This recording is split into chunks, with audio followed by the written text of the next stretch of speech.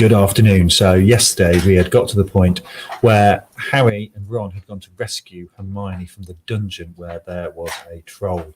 And the only way that Harry managed to do it was by jumping onto its back, and he accidentally jammed his wand up its nose and it fell to the floor. And the last point yesterday was he'd then taken his wand out and had found troll bogies on his wand. He wiped it on the troll's trousers. A sudden slamming and loud footsteps made the three of them look up. They hadn't realised what a racket they'd been making, but of course someone downstairs must have heard the crashes and the troll's roars. A moment later, Professor McGonagall had come bursting into the room, closely followed by Snape, with Quirrell bringing up the rear. Quirrell took one look at the troll, let out a faint whimper, and sat quickly down on his toilet, clutching his heart. Snape bent over the troll. Professor McGonagall was looking at Ron and Harry. Harry had never seen her look so angry. Her lips were white. Hopes of winning 50 points for Gryffindor faded quickly from Harry's mind. "What on earth were you thinking of?" said Professor McGonagall, with cold fury in her voice. Harry looked at Ron, who was still standing with his wand in the air. "You're lucky you weren't killed. Why aren't you in your dormitory?" Snape gave Harry a swift, piercing look. Harry looked at the floor. He wished Ron would put his wand down. Then a small voice came out of the shadows. "Please, Professor McGonagall, they were looking for me. Miss Granger?" Hermione had managed to get to her feet at last. I went looking for the troll because I thought I could deal with it on my own. You know, because I've read all about them." Ron dropped his wand. Hermione Granger telling a downright lie to a teacher. "If they hadn't found me, I'd be dead now. Harry stuck his wand up its nose and Ron knocked it out with its own club. They didn't have time to come and fetch anyone. It was about to finish me off when they arrived." Harry and Ron tried to look as though this story wasn't new to them. "Well, in that case," said Professor McGonagall, staring at the three of them. "Miss Granger, you foolish girl. How could you think of tackling a mountain troll on your own?" Hermione hung her head. Harry was speechless. Hermione was the last person to do anything against the rules, and here she was pretending she had to get them out of trouble. It was as if Snape had started handing out sweets. "Miss Granger, 5 points will be taken from Gryffindor for this. I'm very disappointed in you. If you're not hurt at all, you'd better get off to Gryffindor Tower. Students are finishing the feast in their houses." Hermione left. Professor McGonagall turned to Harry and Ron. "Well, I still say you were lucky, but not many first years could have taken on a full-grown mountain troll. You each win Gryffindor 5 points. Professor Dumbledore will be informed of this. You may go." They hurried out of the chamber and didn't speak at all until they'd climbed 2 floors up. It was a relief to be away from the smell of the troll, quite apart from anything else. "We should have got more than 10 points, Ron grumbled. 5, you mean, once she's taken off Hermione's? Oh, good of her to get us out of trouble like that," Ron admitted. "Mind you, we did save her." "She might not have needed saving if we hadn't locked the thing in with her," Harry reminded him. They had reached the portrait of the fat lady. "Pig snout," they said, and entered. The common room was packed and noisy. Everyone was eating the food that had been sent up.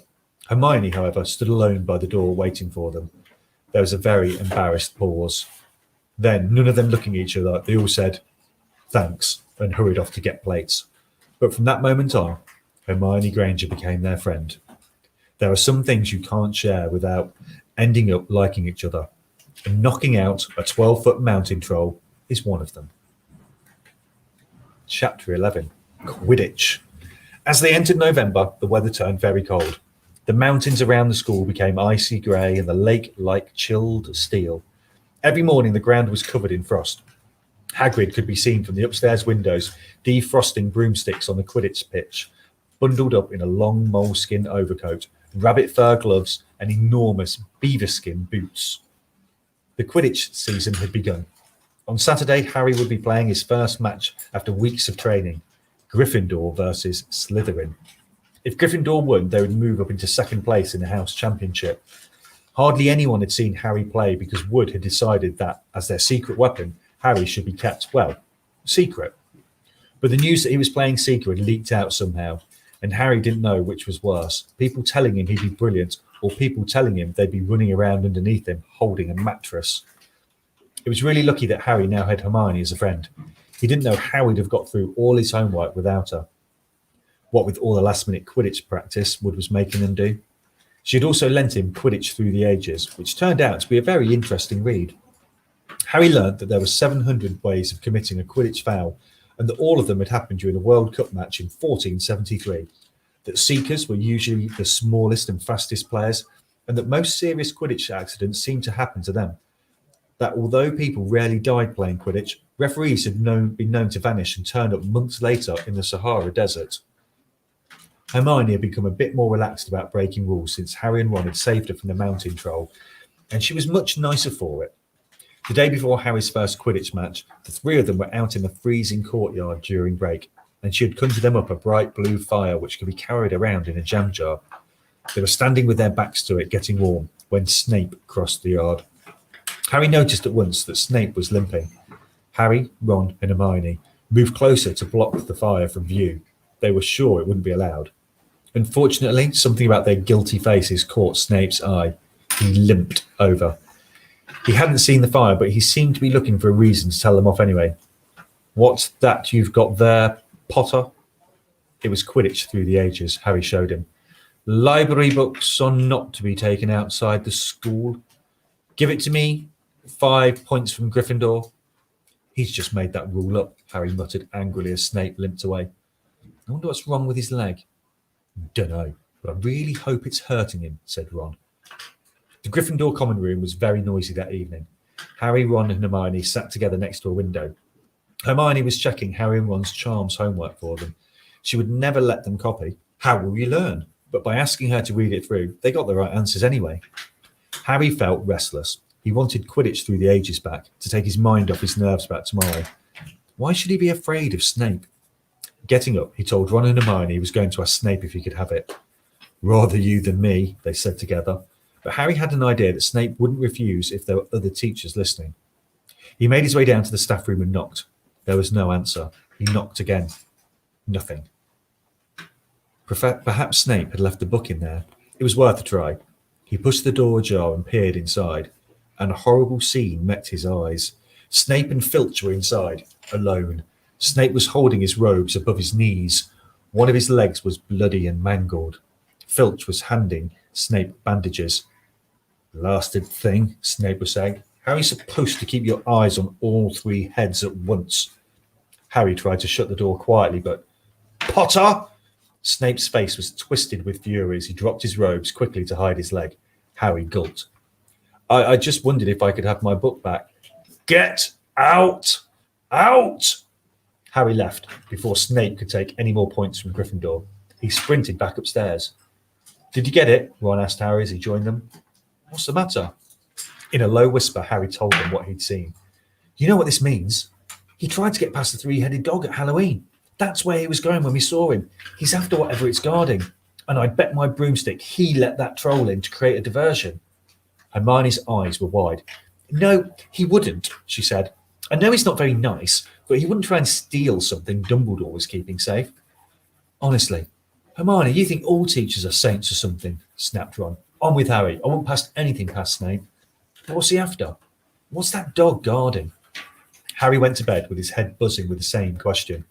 Neville was snoring loudly, but Harry couldn't sleep. He tried to empty his mind. He needed to sleep. He had to. He had his first Quidditch match in a few hours. But the expression on Snape's face when Harry had seen his leg wasn't easy to forget. The next morning dawned very bright and cold. The great hall was full of the delicious smell of fried sausages and the cheerful chatter of everyone looking forward to a good Quidditch match. "You've got to eat some breakfast." "Oh, I don't want anything." "Just a bit of toast," wheedled Hermione. "I'm not hungry." Harry felt terrible. In an hour's time, he'd be walking onto the pitch. "Harry, you need strength," said Seamus Finnegan. "Seekers are always the ones who get nobbled by the other team." "Thanks, Seamus," said Harry, watching Seamus pile ketchup on his sausages. By 11 o'clock, the whole school seemed to be out in the stands around the Quidditch pitch. Many students had binoculars. The seats might be raised high in the air, but it was still difficult to see what was going on sometimes. Ron and Hermione joined Neville, Seamus and Dean, the West Ham fan, up in the top row. As a surprise for Harry, they had painted a large banner on one of the sheets Scabbers had ruined. It said, "Potter for President," and Dean, who was good at drawing, had done a large Gryffindor line underneath. Then Hermione had performed a tricky little charm so that the paint flashed different colours. Meanwhile, in the changing rooms, Harry and the rest of the team were changing into their scarlet Quidditch robes. Slytherin would be playing in green. Wood cleared his throat for silence. "Okay, men," he said. "And women," said Chaser Angelina Johnson. "And women," Wood agreed. "This is it. The big one," said Fred Weasley. "The one we've all been waiting for," said George. "We know Oliver's speech by heart," Fred told Harry. "We were in the team last year." "Shut up, you two," said Wood. "This is the best team Gryffindor's had in years. We're going to win. I know it." He glared at them all as if to say, "Or else." "Right, it's time. Good luck, all of you." Harry followed Fred and George out of the changing room and, hoping his knees weren't going to give way, walked onto the pitch to loud cheers. Madam Hooch was refereeing. She stood in the middle of the pitch, waiting for the two teams, her broom in hand. "Now, I want a nice fair game, all of you," she said, once they were all gathered around her. Harry noticed that she seemed to be speaking particularly to the Slytherin captain, Marcus Flint, a fifth year. Harry thought Flint looked as if he had some troll blood in him. Out of the corner of his eye, he saw the fluttering banner high above, flashing "Potter for President" over the crowd. His heart skipped. He felt braver. "Mount your brooms, please." Harry clambered onto his Nimbus 2000. Madam Hooch gave a loud blast on her silver whistle. 15 brooms rose up high into the air. They were off.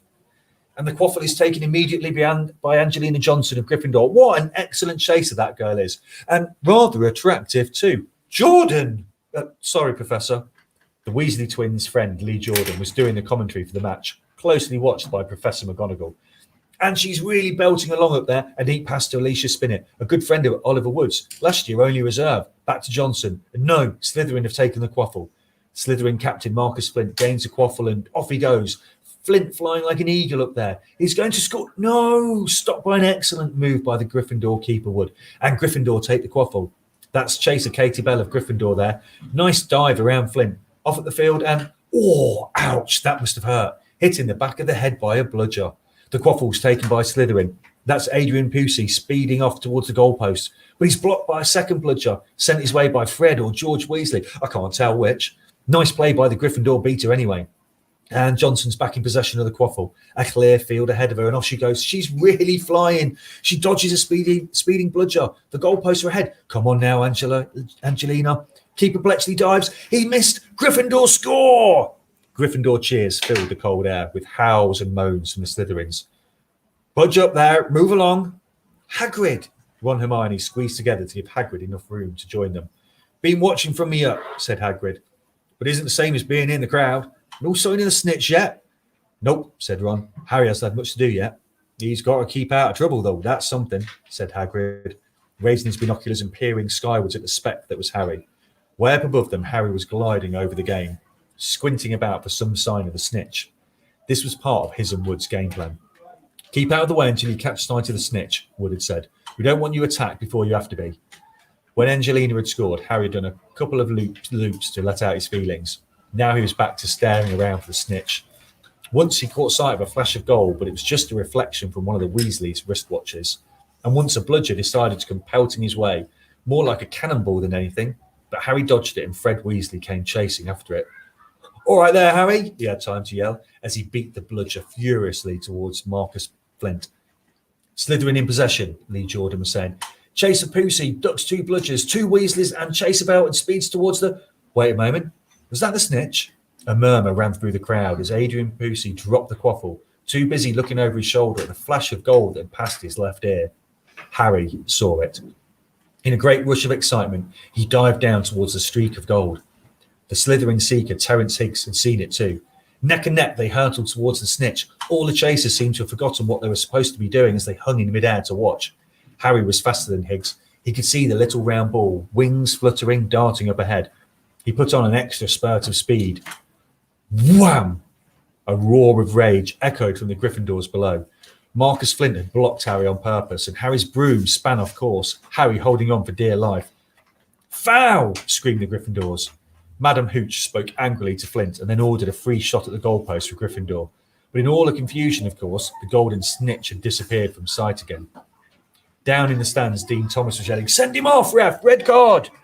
This isn't football, Dean, Ron reminded him. You can't send people off in Quidditch. And what's a red card? But Hagrid was on Dean's side. They ought to change the rules. Flint could have knocked Harry out of the air. Lee Jordan was finding it difficult not to take sides. So, after that obvious and disgusting bit of cheating, Jordan, growled Professor McGonagall. I mean, after that open and revolting foul, Jordan, I'm warning you. All right. Flint nearly kills the Gryffindor seeker, which could happen to anyone, I'm sure. So a penalty to Gryffindor, taken by Spinet, who puts it away, no trouble. And we continue play. Gryffindor still in possession. It was as Harry dodged another bludger, which went spinning daintily past his head, that it happened. His broom gave a frightening, sudden lurch. For a split second, he thought he was going to fall. He gripped the broom tightly with his both hands and knees. He'd never felt anything like it. It happened again. It was as though the broom was trying to knock him off. But Nimbus 2000s didn't suddenly decide to buck their riders off. Harry tried to turn back towards the Gryffindor goalposts. He had half a mind to ask Wood to call time out. And then he realised that his broom was completely out of his control. He couldn't turn it. He couldn't direct it at all. It was zigzagging through the air and every now and then making violent swishing movements which almost unseated him. Lee was still commentating. Slytherin in possession. Flint with a quaffle. He passes Spinet, passes Bell, hit hard in the face by a bludger. Hope it broke his nose. Only joking, Professor. Slytherin score. Oh no. The Slytherins were cheering. No one seemed to have noticed that Harry's broom was behaving strangely. It was carrying him slowly higher away from the game, jerking and twitching as it went. We don't know what Harry thinks he's doing, Hagrid mumbled. He stared through his binoculars. If I didn't know better, I'd say he'd lost control of his broom. But he can't have. Suddenly, people were pointing up at Harry all over the stands. His broom had started to roll over and over, with him only just managing to hold on. Then the whole crowd gasped. Harry's broom had given a wild jerk, and Harry swung off it. He was now dangling from it, holding on with just one hand. Will he survive? What's happened to Harry's broom? We will find out next week. We don't have story time on Friday because I have a noisy group of young people to take out and play football. So we'll be back on Monday to see what happens with Harry and his broom and see if he manages to get back on and finish the Quidditch match. Have a very nice Friday Eve and a very nice Friday, and we'll see you next week. Toodle pip.